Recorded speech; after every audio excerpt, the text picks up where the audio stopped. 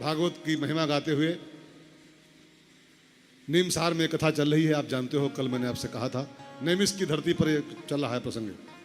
सूत जी वक्ता हैं और शौनक आदि ऋषि मुनि उसके श्रोता हैं। ठीक है। जब भागवत की महिमा गाई व्यास जी ने, तो शौनक जी खड़े हुए, जो श्रोता थे, प्रधान यजमान। कहा, गुरु जी एक सवाल, जिस कथा की महिमा आप कल से गा रहे हो, कल की पूरी सभा गाए उसी में, आज भी अभी 1 घंटा होने को है, इस भागवत की जिसकी इतनी महिमा आपने कल से आज तक गाई है, हम लोग जानना चाहते हैं कि इसका रचयिता कौन है, इसको लिखा किसने है, और इसको पहली बार किसने गाया है, और इसका पहला श्रोता कौन है। ये सब मेरी सुनने की इच्छा है। लिखा किसने है, पहली बार किसने गाया है, और पहली बार कौन सुना है इसको दुनिया में। तो आप भी ध्यान देकर सुनिएगा, ये भागवत किसकी लिखी है, भागवत किसने पहली बार कही है, और भागवत कौन सुना है पहली बार। वाह बेटा, इसको बंद कर दो यार। बंद हो गया अपने आप से, इसको बंद कर दिए, कान खा रहा है। जय सिया राम। बेटा चले जाओ। तो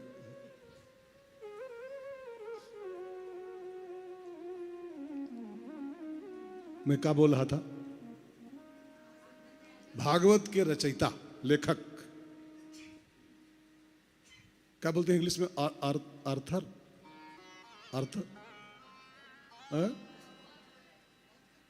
ऑर्थर। भैया इसको बंद कर दो, बेटा इसको बंद कर दो।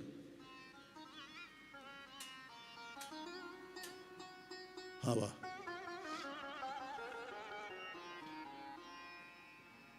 आर्थर सही बोला। हाँ, ऑर्थर कौन है, व्यास जी। व्यास जी कौन थे,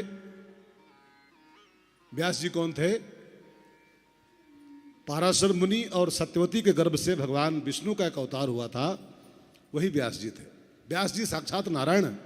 व्यासो नारायणो हरि, व्यास साक्षात नारायण है। एक बात आप ध्यान देकर सुनना भाई बहनों, भागवत की कथा कोई सामान्य इंसान नहीं लिख सकता है, भागवत की कथा कोई सामान्य इंसान नहीं गा सकता है, और भागवत की लीलाएं सामान्य इंसान कर भी नहीं सकता है। भागवत की प्रत्येक लीला भगवान ने किया है, भागवत को लिखा भी भगवान ने है, और भागवत को बांचा भी भगवान ने है। ये सबके बस की बात नहीं है जी। भागवत की लीलाएं कौन कर सकता है, मनुष्य कर पाएगा क्या। भागवत में जो कथाएं, जो घटनाएं घटी हैं, 7 कोस के पहाड़ को उठाना, ये इंसान के बस का है, ये फर्जी भगवानों के बस का है। आजकल 150 भगवान फर्जी बने घूम रहे हैं, अपने को अनाउंसमेंटेड भगवान, स्वयंभू भगवान। इनसे कहो जरा 20 किलो गेहूं उठाओ, जो अनाउंसमेंट करे कि मैं भगवान हूं, मैं भगवान हूं, उसको 50 किलो की बोरी दो पहले गेहूं की, उठा भगवान है तो। 50 किलो गेहूं नहीं उठा पाएगा वो भगवान, तो कहता भगवान हूं मैं। भगवान की लीलाएं भगवान ही कर सकते हैं, भगवान की लीलाएं भगवान ही लिख सकते हैं, और भगवान की कथाएं भगवान ही कह सकते हैं, बस दूसरा कोई कह भी नहीं पाएगा। कहने वाला भी भगवान ही है। तत्रा भगवान व्यास पुत्र, भगवान व्यास जी के पुत्र के रूप में स्वयं भगवान आए थे, और जो लिखा है स्वयं भगवान है। व्यास भगवान नारायण के अवतार हैं। तो पाराशर और सत्यवती के गर्भ से, पाराशर जी का अंश था, सत्यवती का गर्भ था, और उससे भगवान व्यास जी का अवतार हुआ। और व्यास जी ने सबसे पहला काम किया, इन्होंने वेद का विस्तार किया। ये जमुना के एक द्वीप पर पैदा हुए थे। तो नाव में वो घटना घटी थी, आप जानते हो, मैं जहाँ विस्तार न करूं। वो पाराशर मुनि नाव से पार हो रहे थे, और नाव चला रही थी लड़की, वो मल्लाह की बिटिया सत्यवती, उस पर इनका दिल आ गया, और उसी नाव में संबंध हुआ। फिर तो उसी नाव में इनका जन्म हुआ, व्यास जी का। और जब जन्म हुआ तो एक द्वीप पर नाव रुकी थी, और जमुना के बीच में एक टापू था, बालू का टीला था, उसी पर पैदा हुए थे व्यास जी। तो इनका नाम पड़ा द्वैपायन। और ये इनका रंग काला था, ये सांवले रंग के थे, तो इनका नाम पड़ा कृष्ण द्वैपायन। जब वेद का विस्तार किए तो इनका नाम हो गया वेद व्यास। वेद व्यास नाम नहीं इनका है, नाम था कृष्ण द्वैपायन। और जब वेद का विस्तार किए तो वेद व्यास हो गए। फिर उन्होंने पंचम वेद लिखा, पांचवा वेद, 4 वेद के अलावा, उसका नाम रखा महाभारत। 18 पुराण लिखे, 17 पुराण, तमाम और किताबें लिखी, कितने ग्रंथों का भाष्य लिखा।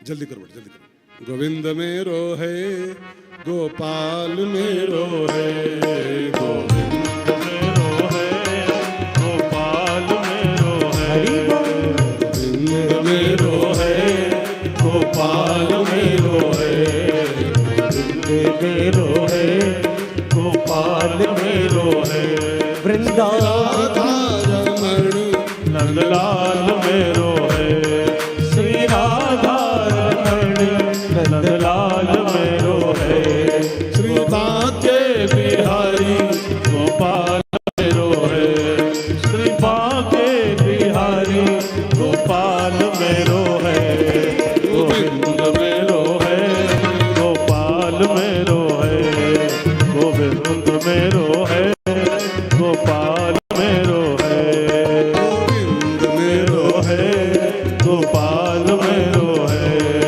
गोविंद मेरो है, गोपाल मेरो है, राधा रमण नंदलाल मेरो है, श्री राधा रमण नंदलाल मेरो है, श्री बांके बिहारी लाल मेरो है, श्री बांके बिहारी नंदलाल मेरो है, गोविंद मेरो है, गोपाल मेरो है, गोविंद मेरो है, गोपाल मेरो है, गोविंद।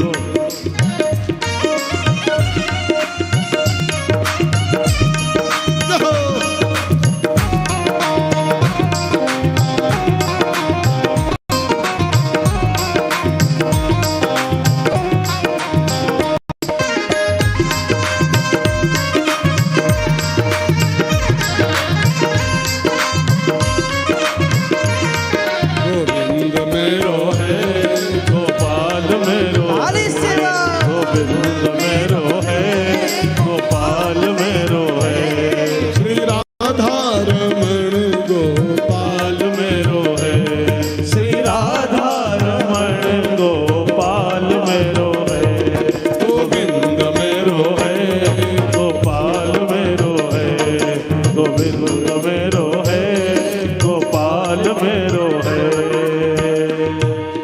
वेद का विस्तार, पंचम वेद, 17 पुराण, कितनी किताबें लिखने के बाद भी व्यास जी को एक जो डकार जैसी आनी चाहिए, जो संतुष्टि की डकार आनी चाहिए, वो नहीं आ रही थी। उनको बार बार अंदर से कोई कचोट रहा था कि तेरा अभी कुछ काम बाकी है, अभी कुछ तुम्हारा काम बाकी रह गया, अभी कुछ और लिखो, कुछ और लिखो। तो व्यास जी को लगा इतना कुछ लिखा है, मुझे कुछ संतुष्टि क्यों नहीं हो रही, डकार क्यों नहीं आ रही। तो नारद जी पधारे। नारद जी से व्यास जी ने पूछा, गुरु जी मुझसे क्या कमी रह गई, इतना बड़े बड़े काम मैंने कर दिए और मेरे अंदर से डकारे नहीं आ रहे, लग रहा है कुछ काम बाकी, कुछ काम शेष है, कुछ कमी रह गई। जरा गुरु जी हमारी कमी बताओ हमको, क्या कमी मुझसे रह गई। ध्यान देकर सुना भाई बहनों, आजकल अगर कोई एक किताब लिख पाए, एक किताब केवल, तो वो सम्मान समारोह चाहता है अपने लिए, वो पद्मश्री चाहता है, पद्म विभूषण चाहता है। हाँ? अब व्यास जी इतनी किताब लिखे और तभी कमी तलाश रहे, मेरी कमी क्या रह गई। ये अंतर है आज के लोगों में, पहले के लोगों में। पहले के लोग कितने बड़े बड़े काम कर दे, अपनी कमी तलाशते रहते थे हमेशा। और आज के लोग छोटा मोटा काम कर पाए तो तुरंत पद्मश्री पहले चाहते हैं, पद्मश्री हमको मिलना चाहिए। नारद जी से पूछा, गुरु जी क्या कमी मुझसे रह गई, संतुष्टि क्यों नहीं हो रही। तो नारद जी ने व्यास भगवान को उनकी कमी बताई है कि आप में तनिक कमी रह गई, उसको पूरा कर लो, डकार आ जाएगी आपको। और बड़े प्यारे भाव से उन्होंने कमी बताई व्यास जी को, उनकी कमी क्या है। एक बात मैं आपसे कहूँ ना भाई बहनों, काम की बात है, नोट करते हो सुनिएगा जीवन में। एक संत बोल रहे थे, 5 काम भगवत भाव से करने चाहिए। प्लीज लिसन टू मी, बहुत ध्यान देकर सुनो एक शब्द को। 5 काम जीवन में जब भी करिएगा, इसको भगवत भाव से करिएगा तो आपको बहुत इसका फायदा मिलेगा। पहला काम, भोजन जब करो, भोजन तो भोजन खाली डिश के भाव से न करो कि आज कौन कौन सी डिश बनी हुई है, उसको भगवत भाव से करो। अन्नम ब्रह्मेति, अन्न ब्रह्म है। अभी आज मैं कह रहा था अभी शुक्ला जी से, जब थाली आई भोजन की मेरी, मैं भोग लगा रहा था ठाकुर जी का, तो मैंने कहा दो भगवान इकट्ठा एक साथ, 2 भगवान, एक भगवान ये, एक भगवान ये थाली। अन्न भी ब्रह्म ही होता है, अन्न भगवान होता है। उसको दाल भात और सब्जी रोटी और पकौड़ी मान के मत खाओ, अन्न ब्रह्म है, अन्न भगवान है। तो भोजन जब भी करो तो शास्त्र कहता है उसको भगवत बुद्धि से करो, भगवान के भाव से करो। अन्न भगवान है मेरा, इस भगवान के बिना 2 महीना कट सकता है। मंदिर बंद हो जाए ना लॉकडाउन में, 5-6 महीना बंद हो जाए मंदिर, तो इस भगवान के बिना 2-4 महीना कट सकते हैं लेकिन उस भगवान के बिना एक दिन नहीं कटेगा, सप्ताह नहीं कटेगा एक। अगर सरकार कहीं लॉकडाउन लगा दे कि थाली पर लॉकडाउन है 6 महीने का ये मंदिर बंद रहे तो समाज में कुछ नुकसान नहीं हुआ, ठीक है, बंद रहे, बंद रहे। घर के ठाकुर जी के पूज लिया हमने, लेकिन थाली के भगवान जो सामने आते हैं ना रोज, उनके बिना एक हफ्ता नहीं कटेगा आपका। भोजन जब भी करो उसको डिश के भाव से नहीं, उसको भगवत भाव से करो, ठीक है।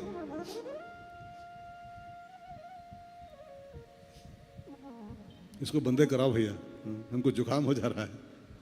हा? हा?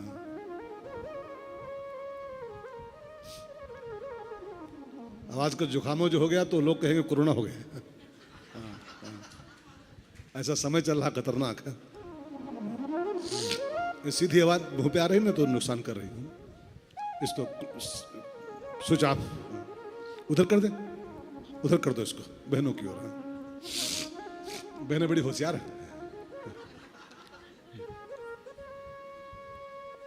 बेटा, इसको उधर घुमा दो बहनों की ओर।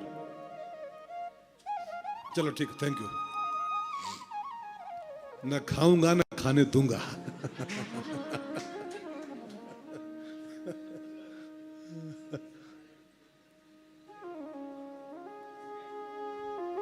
ओके बेटा, थैंक यू। एक, भोजन भगवत बुद्धि से करिए। नंबर 2, भोजन जब किसी को कराइए घर में अथवा, है ना, शास्त्र कहता है भोजन कराते समय भी वो जो सामने बैठा भोजन पा रहा है उसको भूखा भिखारी दीनहीन मान के नहीं, मेरे घर भगवान खा रहे हैं बैठे हुए। भोजन जब कराइए तो किसी को भगवत भाव से कराइए, भगवत बुद्धि रखिए उसके प्रति। और तीसरा सूत्र शास्त्र में लिखा है,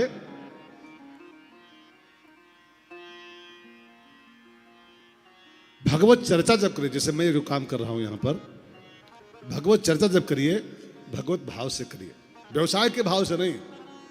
मैं लखनऊ से आया हूं और मैं लिफाफा के लिए कथा बांचूं कि मेरी विदाई इतनी होगी, मेरा पेमेंट इतना बनेगा, 7 दिन का इतना लूंगा, इस भाव से कथा बांचूंगा तो फिर हम, ये व्यास के नाम पर कलंक है खाली, बस व्यास के नाम पर कलंक। भगवत चर्चा भगवत भाव से की जाए, भगवान की कथा भगवान के भाव से गाई जाए।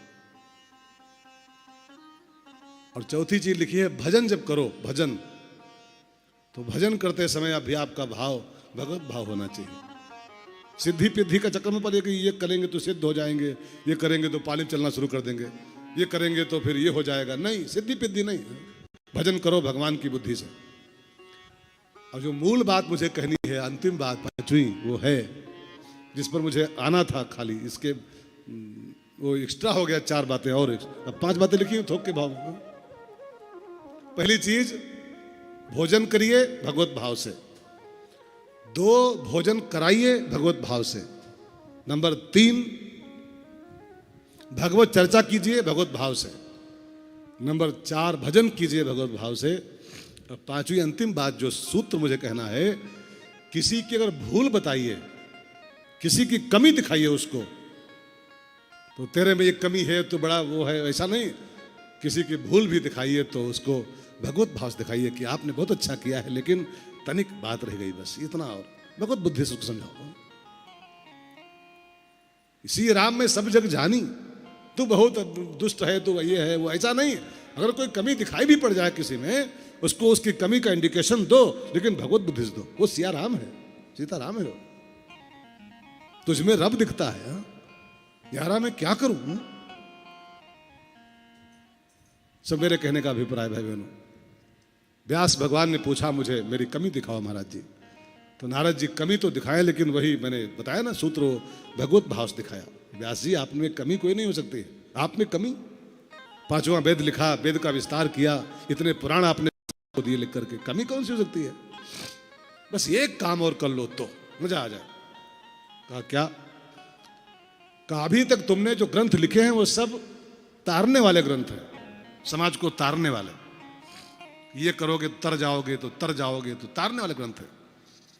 एक किताब ऐसी लिखो जो तारने वाली किताब न हो, जो डूबने वाली किताब हो, जिसको सुन के सब डूब जाएं। ये सब किताबें लिखे हो, इसको सुन के सब तर जाएंगे भवसागर से, लेकिन एक किताब ऐसी बनाओ जिसको सुन के सब भगवान के प्रेम में डूब जाएं, भगवत भाव में डूब जाएं। ऐसी कथा लिखो।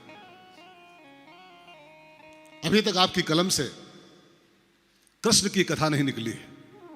एक ऐसी पुराण बनाओ अब जो भगवान की भक्ति की कथा हो, जिसको सुन के सब कृष्ण के प्रेम में डूब जाएं। ऐसी भागवत महापुराण लिखो।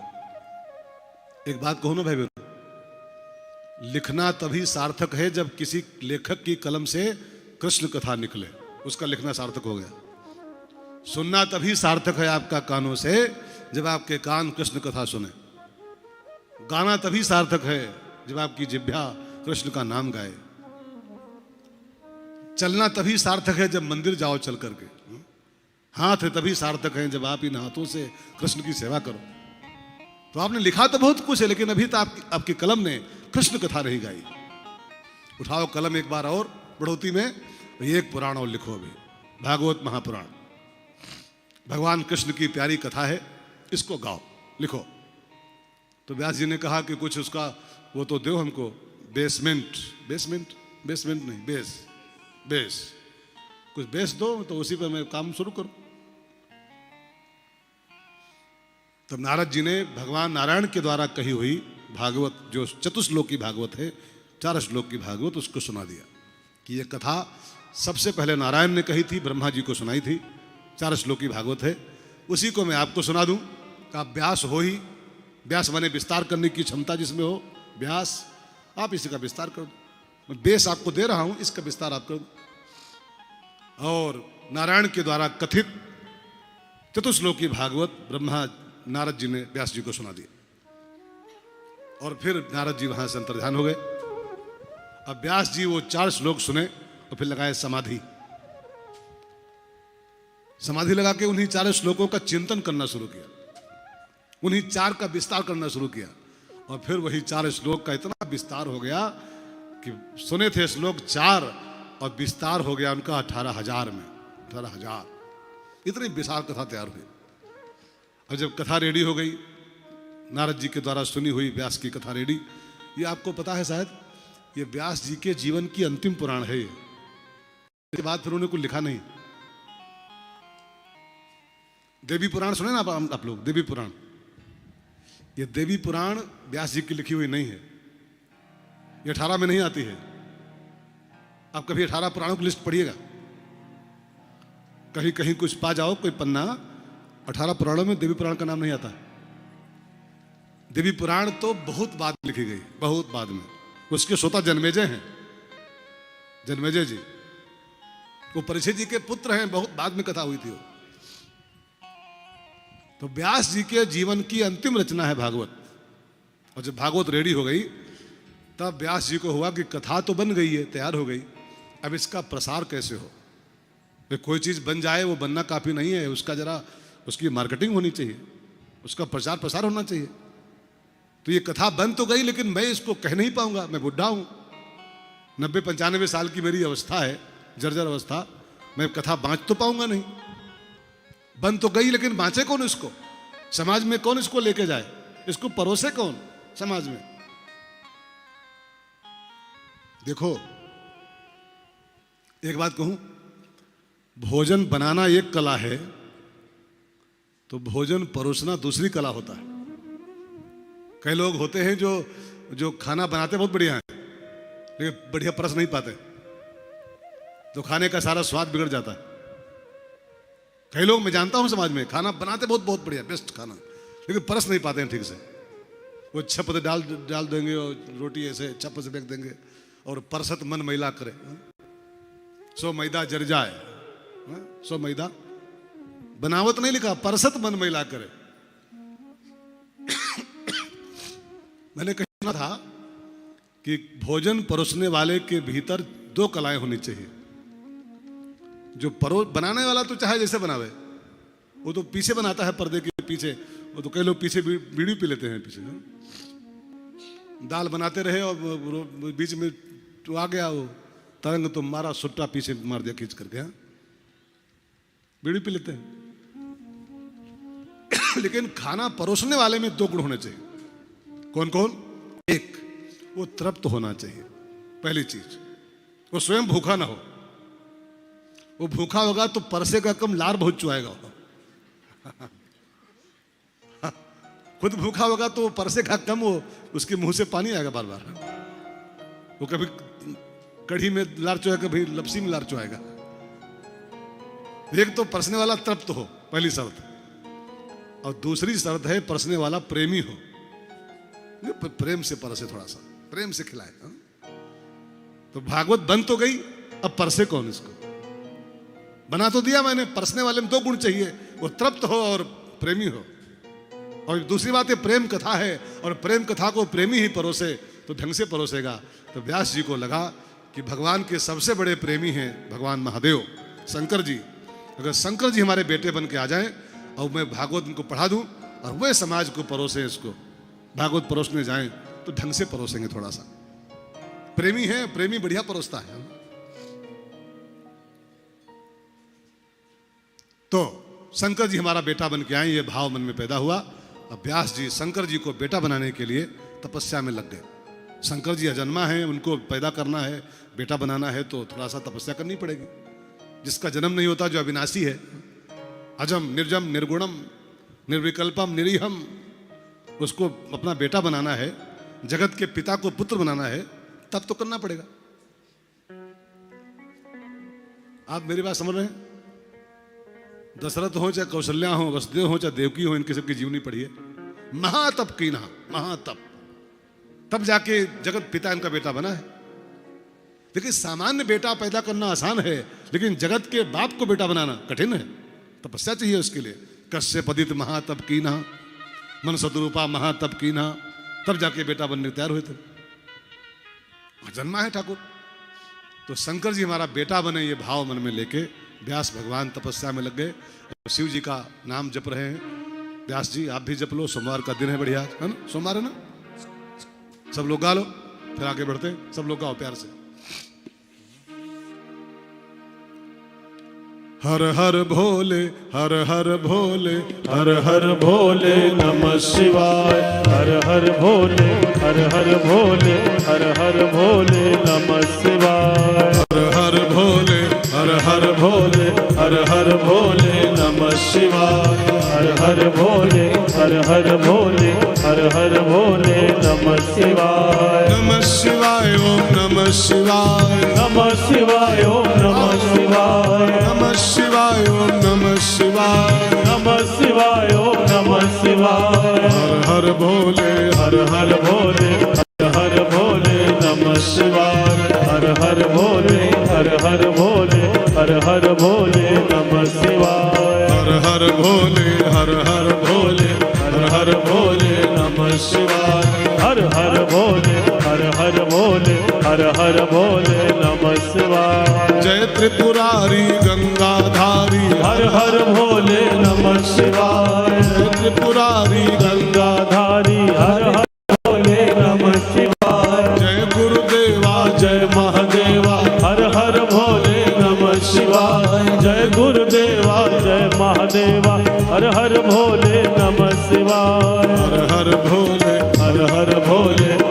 हर भोले नमः शिवाय। हर हर भोले हर हर भोले हर हर भोले नमः शिवाय। हर हर भोले हर हर भोले हर हर भोले नमः शिवाय। हर हर भोले हर हर भोले हर हर भोले नमः शिवाय। जय रामेश्वर महाकालेश्वर हर हर भोले नमः शिवाय। जय रामेश्वर महाकालेश्वर हर हर भोले नमः शिवाय। अमरनाथ कैलाशनाथ जय हर हर भोले नमः शिवाय। अमरनाथ कैलाशनाथ जय हर हर भोले नमः शिवाय। हर हर भोले हर हर भोले हर हर भोले नमः शिवाय। हर हर भोले हर हर भोले हर हर भोले नमः शिवाय। हर हर भोले हर हर भोले हर हर भोले नमः शिवाय। हर हर भोले हर हर भोले हर हर भोले नमः शिवाय। भगवान महादेव राजी हो गए। एक बात कहूं ना, भगवान शंकर को प्रसन्न करना भी बहुत आसान है। ध्यान दे के सुनना, भगवान शंकर को जो भजते हैं वे तुरंत फल पाते हैं उसका, तो आशुतोष आशुतोष। लेकिन भगवान शंकर की जो निंदा करते हैं वो भी तुरंत ही फल पाते हैं। सती मैया ने क्या कहा था? सुनहु सभासद सकल मुनिंदा, कही सुनी जिन शंकर निंदा, सो फल तुरंत। अगर शंकर जी का भजन करोगे तो भी तुरंत फल पाओगे, और शंकर जी की बुराई करोगे तो भी तुरंत ही फल पाओगे। देर नहीं करते शंकर जी। आशुतोष हैं तो आशुरोष भी उनके हैं, आशुरोष। शंकर जी प्रसन्न हुए और व्यास भगवान की रचना भागवत का प्रसाद संसार में बांटने के लिए शंकर जी व्यास जी का पुत्र बनने को तैयार हो गए। और व्यास भगवान की पत्नी का नाम था अरुणिका। अरुणिका, उसके पेट में भगवान महादेव निवास किया। अब अरुणिका माता गर्भवती हुई और समय पूरा हो गया, 9 महीना हो गया, 10 महीना हो गया, 1 साल हो गया। और बाबा जो अंदर गए वो बाहर नहीं आए, पैदा नहीं हुए। तो व्यास जी ने फोन लगाया कि बाबा आप अंदर बैठे हो, 1 साल होने को आ गया है, बाहर आओ ना, आपकी जरूरत संसार को है, भागवत रेडी है और आप अंदर बैठे हो, प्लीज कम ऑन, बाहर आइए, जरूरत है आपकी संसार को। तो अंदर से शंकर जी मना करें, व्यास जी सॉरी, मैं जब तक पेट में हूं, गर्भ में हूं, तभी तक माया से बचा हुआ हूं। मैंने सुना है भूमि परत भा ढाबर पानी, और जिम जीव है माया लपटानी। जैसे धरती की बूंद, पानी की बूंद धरती पर गिरती है तो धरती पर गिरते ही वो मटमैली हो जाती है, ऐसे जीव ज्यों गर्भ के बाहर आता है और धरती पर उसका पांव पड़ता है, माया लपटानी, उसको माया लिपट जाती है। मैं जब तक अंदर हूं सेफ हूं, माया से बचा हुआ हूं, बाहर आया कि धरती पर पांव पड़ा कि माया में फंसा। महाराज मुझे क्षमा करना, मैं अंदर ही सेफ हूं। अब शंकर जी अंदर से मना कर दे। 2 साल हो गया, 3 साल हो गया, 4 साल हो गया, व्यास जी परेशान, भागवत रेडी रखी है और वो अंदर बैठे हैं। 12 साल पूरे होने को आ गए और सुखदेव जी जो शंकर जी अंदर आए थे वो अंदर बैठे। और जब 12 साल पूरे होने को आए और बाबा बाहर नहीं आए, तब लिखा है स्वयं भगवान पधारे, नारायण मायापति, और आके जो शंकर जी अंदर थे उनको वचन दिया कि बाबा तुम बाहर आओ, भागवत बांटो संसार को। और रह गई बात माया की, तो मैं वचन दे रहा हूं कि मेरी माया है, मम माया, मेरी आज्ञा मानती हो, मैं उसको डांट दूंगा कि तुमको छुएगी नहीं हो। तुम माया से बिल्कुल मुक्त रहोगे, अब बाहर आओ, डोंट वरी। और जब स्वयं भगवान ने आके वचन दिया कि माया आपको छुएगी नहीं, तब सुखदेव जी 12 साल की अवस्था में बाहर आए। और बाहर आते ही, पैदा होते ही यम प्रव्रजन, पैदा हुए नहीं कि नार भी नहीं कटने दिया, कोई संस्कार भी नहीं होने दिया, नार व्यवहार के सहित नंग धड़ंग बदन, वैसे दिगंबर वेश। और सुखदेव जी तुरंत चले गए जंगल की ओर। यम प्रव्रजन, मनुपेतम पेत कृत्यम, अपेत कृत्यम, जिसका कोई संस्कार नहीं हुआ था, कोई इच्छा संसार की नहीं थी जीवन में, जंगल को चले गए, तपस्या में लग गए। अब सुखदेव जी का जाना हुआ तो व्यास जी को बड़ा कष्ट हुआ। इकलौता बेटा भागवत के लिए बुलाए गए और जब चले गए जंगल में, कैसे वापस लाएं? तो व्यास भगवान ने सुखदेव जी को लाने के लिए एक बड़ी बढ़िया तरकीब यूज किया, बड़ी बढ़िया युक्ति लगाई। एक क्या किया, उन्होंने भागवत के कुछ मीठे मीठे श्लोक, बढ़िया बढ़िया श्लोक अपने शिष्यों को याद कराए। बरहा पीडम नटवर बपु कर्णयो कर्णिकारम कस्तूरी तिलकम ललाट बटले वक्षस्थले कौस्तुभम। भागवत के जो बढ़िया बढ़िया श्लोक हैं मीठे मीठे, याद कराए कुछ शिष्यों को और कहा इनको याद कर लो और फला जंगल में मेरा बेटा तपस्या कर रहा है, वहां जाओ और जाके वो जब भी ध्यान से उठे, पूजा पाठ से उठे, तो उसको ये श्लोक गा के सुनाओ। इसमें ऐसा जादू भर दिया है मैंने कि वो फिर रुक नहीं पाएगा, मेरे पास भागा चला आएगा और भागवत पढ़ लेगा, मेरा मिशन पूरा हो जाएगा, मेरा उद्देश्य पूरा हो जाएगा। अब व्यास जी के पटु शिष्य जो थे, वो चतुर शिष्य, वो भागवत के श्लोक याद किए और एड्रेस तो उनके पास था ही, पहुंच गए जंगल में और सुखदेव जी की प्रतीक्षा में बैठे कि कब ये ध्यान से उठें, तपस्या से उठें। और जब वो जागे तो सुखदेव जी, वो जो चेले थे व्यास जी के, वो सब भागवत के श्लोक गाते हुए उनको सुनाए। अब भागवत के उन श्लोकों में ऐसा अट्रैक्शन था कि सुखदेव जी की तपस्या छूट गई। अब वो खिंच आए उनके चेलों की ओर, भैया ये बड़े मीठे श्लोक कहां से लाए हो आप लोग, इतने मीठे श्लोक कैसे कहां से पाए हो। अब बस गाते गाते वो पीछे को सरके, शिष्य लोग श्लोक गा रहे हैं और पीछे को सरके, पीछे की ओर, और सुखदेव जी मस्त उनको सुनते, जैसे वो बीन बजती ना तो सांप सरकता है बीन के पीछे पीछे, मेरा मन डोले मेरा तन डोले मेरे दिल का गया करार रे, कौन बजाई बांसुरिया।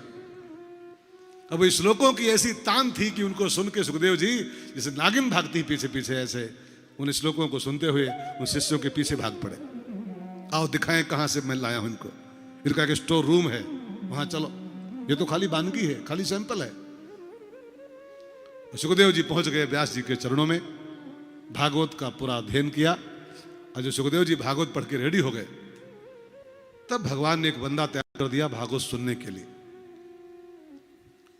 भागवत सुनने के लिए बैठे हैं परीक्षित जी सुकताल में। यूपी में एक जिला है पश्चिम यूपी में, मुजफ्फरनगर,